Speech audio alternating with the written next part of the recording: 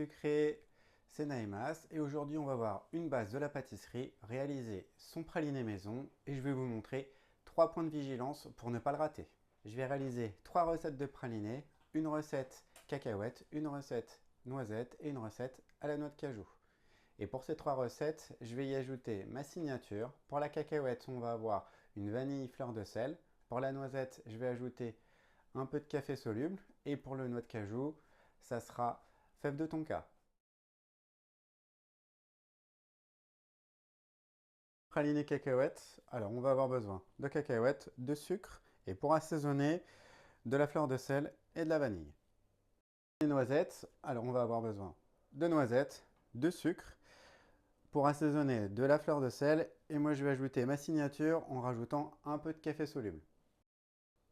Et pour la dernière recette, on aura de la noix de cajou, du sucre avec le glucose et pour assaisonner, on râpera de la fève de tonka et de la fleur de sel.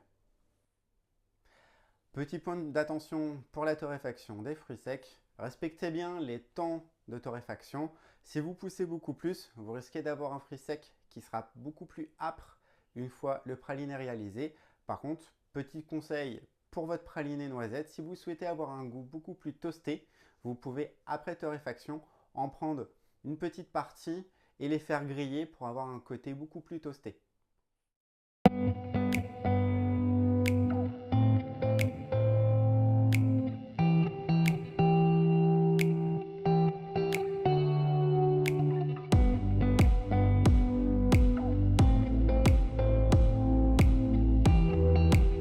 Deuxième erreur pour laquelle vous pourriez rater votre praliné, c'est la coloration de votre caramel. Ce qu'il faut, c'est que quand vous réalisez votre caramel à sec, il faut rester sur un caramel qui reste assez clair et ne pas trop le pousser au niveau de la coloration. Sinon, vous risquez d'avoir un caramel qui va être amer et qui pourrait être vraiment dérangeant à la dégustation.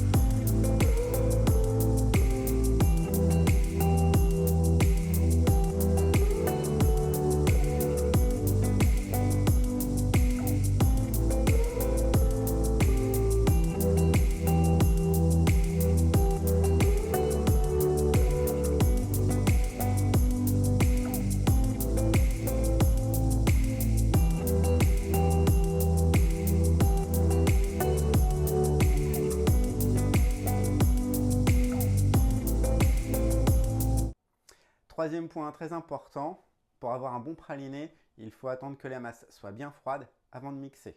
Elles sont encore chaudes au moment du mixage, on va avoir un praliné qui va avoir du mal à se lisser et on aura surtout un goût qui va finir par être très sucré et désagréable.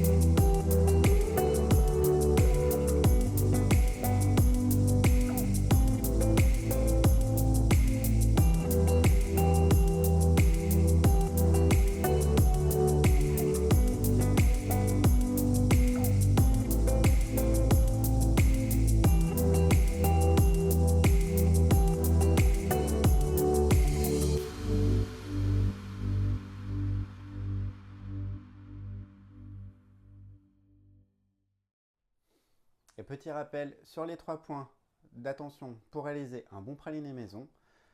Bien respecter la torréfaction des fruits, ne pas trop les pousser. Pour le caramel, faire en sorte d'avoir un caramel qui soit bien clair et ne pas trop pousser la caramélisation du caramel, sinon vous aurez une amertume qui s'incorporera à votre praliné.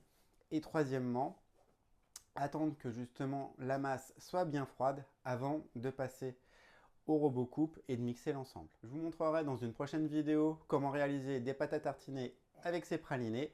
Moi je vous dis à la fois prochaine et en tout cas bonne dégustation.